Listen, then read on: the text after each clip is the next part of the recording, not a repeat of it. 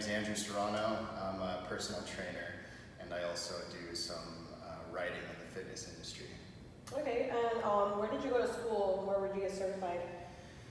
I got my bachelor's exercise science from Long Beach State. I have a training certification with NSCA. That's like the one that allows me to work. And then I also have like a bunch of other continuing education that I've done over the years. Okay, and how did you get into this certification, this training? What made you do personal training? To do it like as a profession, I never really planned on it. It just kind of like happened. So when I was in high school, I was really small and I wanted to get bigger. So I signed up at a gym and just started lifting, putting on muscle, getting into bodybuilding. I read all the magazines and that sort of thing. And then I went to college at Long Beach State actually as a film student. I started. And after my first year doing film classes, I realized I didn't like that. So I went to my counselor. She asked me what I like to do. I said I go to the gym a lot. She said, why don't you do exercise science? So I didn't even know that was a major. Like I didn't even know that was a thing. So then I switched my major and I just kind of fell into it after that. After the second year of school, I got my first personal training job. And before that, I worked in a supplement store. So like as work, I've pretty much always been in some part of the fitness industry. So I worked at a supplement shop and I helped supplement companies for about 4 years, from like 15 to 19. And then I did exercise science. I trained at a private training gym during school, and then between then and after school, I worked at like athletic training facilities, physical therapy places, commercial gyms, and now I'm a private contractor at a private gym. Well, that's awesome. What would you say is your most rewarding aspect of being a trainer? I like to help people. And you know, I've put enough time in now that I get to make my own schedule. Like it's a very autonomous lifestyle. What would you recommend as someone who is trying to get into this career choice? I would recommend getting started as early as possible. So like a lot of people worry about what kind of certification they should get, what classes they should get. You know, they spend a lot of time thinking about things. Like you just want to get in there and execute. And I would say that's pretty much true of any profession. I think people obsess over the training beforehand too much, which it's important, but you want to just get started. So I would recommend just getting, you know, I like NSCA. I think they're a really good organization. NASM's good too. But you just want to get which one you can pass really easily so you can start working, because there's no class that can teach you what you're going to learn actually interacting with people.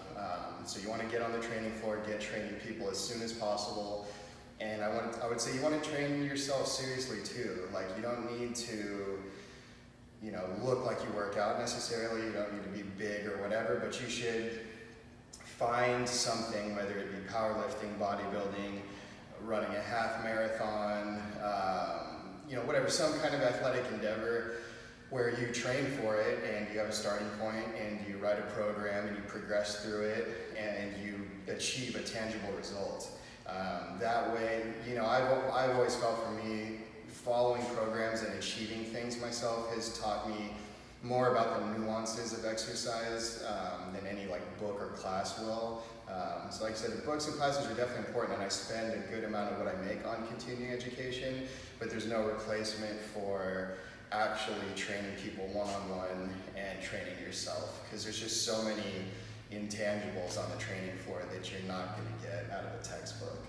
Okay, that's good to know. I know your hobbies are powerlifting. Can you tell me a little bit about powerlifting? Powerlifting, yeah. It's pretty much the only thing I've ever been good at. And it's basically a sport that's kind of coming to the masses now. So it's been around for a long time, but it was always kind of this underground, off to the side thing. You know, 2009, 2008, CrossFit started getting popular, and that kind of brought barbell sports to the map, and now you see Olympic lifting and powerlifting is a pretty, you know, a lot more people are doing it now than ever before. So powerlifting is squat, bench, deadlift. Everyone gets that confused with Olympic lifting, which is snatch and clean and jerk. So snatch is the one where you throw it over your head. That's what you see in the Olympics. Powerlifting is not an Olympic sport because there's too many governing bodies. There's just no unity across it. So it's squat, bench, deadlift. You're judged on your total between those 3 lifts. So you basically, at a competition, you have squat, bench, deadlift. You have 3 attempts on each lift. And then your best attempt that you get on each lift, those 3 are totaled together. And that's how you're scored for first, second, and third. Each lift has 3 judges, 2 side judges, 1 front judge. You have to listen for commands, so you can't like just go and lift, you have to do things on their call. And then out of the 3 judges, 2 of them have to approve the lift for it to pass. So yeah. That sounds cool. I want to do that. So I understand you also have done bodybuilding.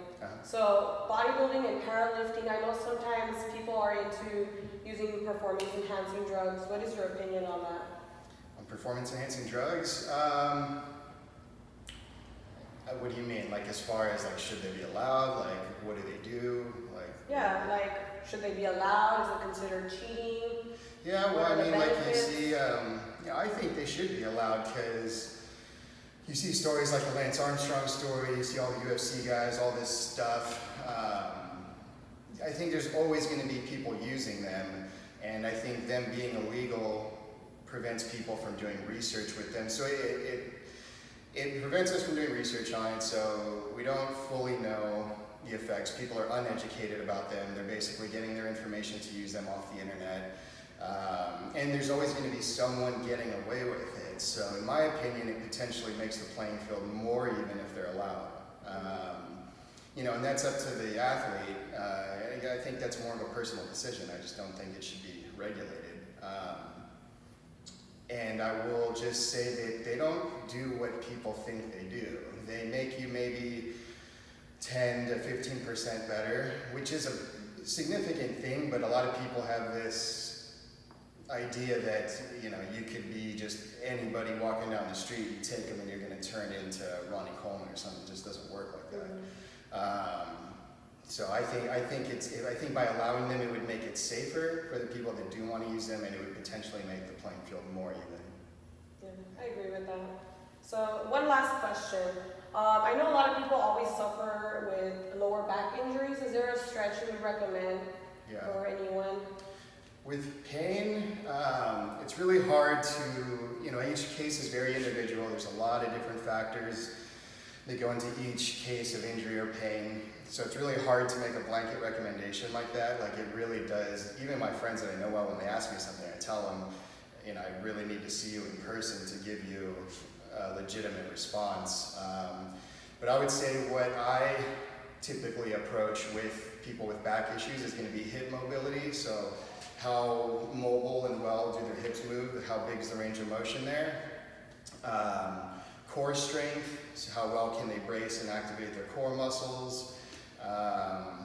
And those are going to be the 2 big ones. So back pain usually, I mean, just in general pain, typically where it is not where the problem is. So if someone has back pain, I'm going to look down at the hips. If someone has a knee issue, I'm going to look at the ankle and the hips. You know, it's rarely where the pain is. So hip mobility, core strength is what I would go after. Okay.